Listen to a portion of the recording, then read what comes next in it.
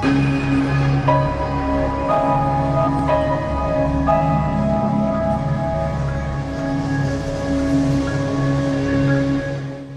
Anda mendengar kalimat, mengapa orang Batak makan orang?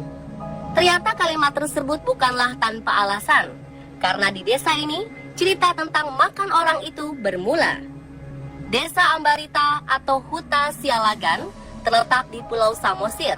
Untuk mencapai tempat tersebut, dari Medan membutuhkan waktu 5 jam hingga tiba di pelabuhan sebelum menyeberang ke Tomok, Pulau Samosir. Hampir 400 tahun yang lalu, Raja Sialagan membuat suatu sistem persidangan atau biasa disebut parsidangan oleh masyarakat Batak. Di tempat inilah Raja bermusyawarah, memutuskan suatu perkara atau memberikan hukuman pada terdakwa. Tak hanya Raja, sidang tersebut dihadiri oleh raja-raja lain yang mendapatkan undangan. Tua-tua kampung sebagai penasihat raja, para dukun, dan hulu balang atau penjaga raja. Lalu kejahatan apa saja yang diadili di tempat ini? Jika masih melanggar kejahatan ringan seperti mencuri, tidak akan mendapat hukuman pancung, namun harus membayar denda 4 kali lipat dari apa yang dicuri. Bagaimana jika tidak mampu membayarnya? Maka pencuri tersebut akan menjadi budak raja atau hatobannya raja. Bagi yang terlibat dalam kasus pembunuhan dan pemerkosaan, keputusan berada di tangan para tua-tua kampung, bukan raja, karena raja hanya mengesahkan.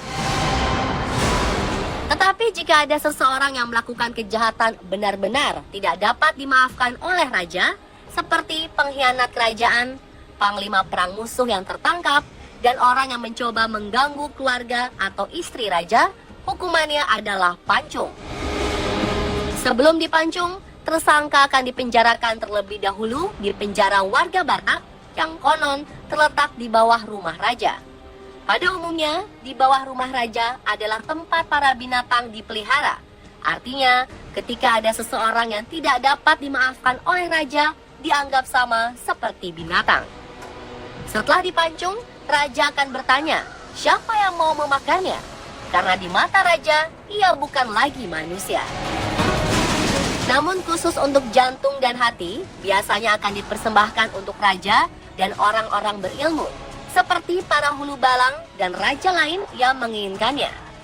Lalu mengapa mereka mau memakannya? Dipercaya dengan memakan anggota tubuh manusia akan menambah ilmu kekebalan dan ilmu sihir yang dimiliki. Dengan adanya hukuman mati hingga kanibalisme ini digunakan raja untuk menjaga eksistensi dan kewibawaan kerajaan. Sehingga jika ada seseorang yang ingin berbuat kejahatan, akan berpikir berulang kali. Hukuman ini akhirnya berakhir pada awal abad 19 dengan ditandai datangnya para misionaris dari Amerika, Belanda, dan Jerman yang membawa agama dan kemudian diyakini oleh Raja Sialagan. Saat memasuki kawasan Huta Sialagan juga harus memenuhi beberapa pantangan, seperti tidak boleh berbicara kotor dan keluar masuk pada pintu yang sama sesuai dengan tradisi orang Batak. Kejadian-kejadian aneh juga pernah terjadi di tempat ini. Ada juga ya tamu-tamu di sini suka badel ya, karena dekat dia keluar dari sana. Padahal sudah kita ingat, tolonglah ya. Karena kalau sepanjang kami sudah ingatkan kalau terjadi apa-apa, kami lepas tangan. Kalau yang sana belum pernah ya. Tapi ada orang yang datang sini, tahu-tahu duduk di sini dia nyanyi sendiri, nari sendiri. Saya juga bingung loh, kenapa dia nari? Ternyata cek punya cek ya, periksa punya periksa, ternyata dia itu sebenarnya turunan dari sini dan merantau dan tidak pernah datang kemari setelah besar, bahkan orang tuanya. Ya kan? Nah itulah orang Batak itu jangan sampai lupa lah kampung halamannya, karena begitu dia datang itu bisa kemasukan. Dia nari-nari di sini kita kaget loh, nari-nari terus nyanyi, ada apa? Jadi dia kemasukan mungkin yang ini percaya tidak percaya ya. Mungkin kakek-kakeknya datang, kenapa kamu nggak datang-datangi kampung halamanmu? Tak hanya meja persidangan dan eksekusi, tempat yang masih asli dari dahulu hingga sekarang ini juga menyimpan berbagai misteri.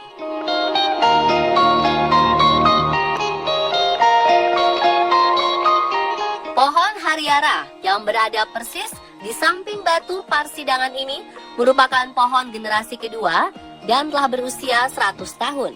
Menurut cerita, jika ingin membangun suatu huta atau istana, biasanya mereka harus menanam pohon ini. Jika dalam waktu 7 hari pohon ini tumbuh, maka diperbolehkan kawasan tersebut dibangun sebuah huta.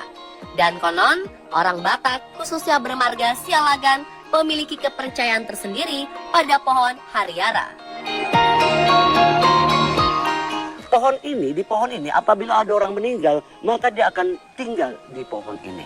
Yang warganya, artinya kalau menjadi Sialagan, ya roh-roh orang Sialagan yang meninggal akan tinggal di sini. Sebelum masuk ke hutan Sialagan, di depan terdapat patung yang disebut Pangulu Balang. Dahulu patung ini selalu disiram oleh minyak manusia. Apa itu minyak manusia? Dan apakah makna di balik patung tersebut? Apa sih minyak manusia? Ternyata itu adalah, jadi kalau ada bayi meninggal, dia itu digantung atau diletakkan dan ditampunglah cairan yang jatuh ke bawah. Itulah yang katanya disiramkan ke patung itu, sehingga dia mempunyai kekuatan. Kalau orang mau coba-coba buat kejahatan, lalu ditangkal sama ulu balang itu. Saat berada di Pulau Samosir, Anda akan tidak asing dengan 3 warna yang banyak menghiasi setiap sudut tempat, yakni warna merah, putih, dan hitam.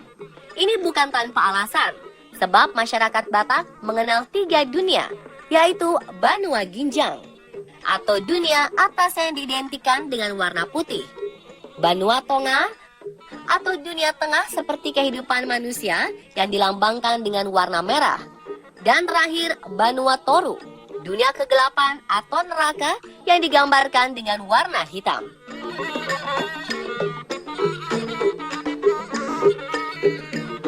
Menurut Bapak Gading Johnson Sialagan, tugu perkumpulan keluarga Raja Sialagan ini berisikan tulang belulang keturunan Sialagan. Pada bagian paling atas adalah tulang belulang milik Raja Laga Sialagan, raja pertama Huta Sialagan. Bagian kedua adalah keturunan raja, dan yang ketiga adalah pembusukan. Banyak orang yang datang ke sini, terutama keturunan Sialagan, yang tidak mengenal asal-usulnya mengalami kejadian aneh, seperti kemasukan roh nenek moyang. Maka dari itu, Bapak Gading Johnson Sialagan selaku penguasa huta biasanya akan meminta orang tersebut untuk bertapa di tugu ini untuk mengetahui asal-usul keturunan.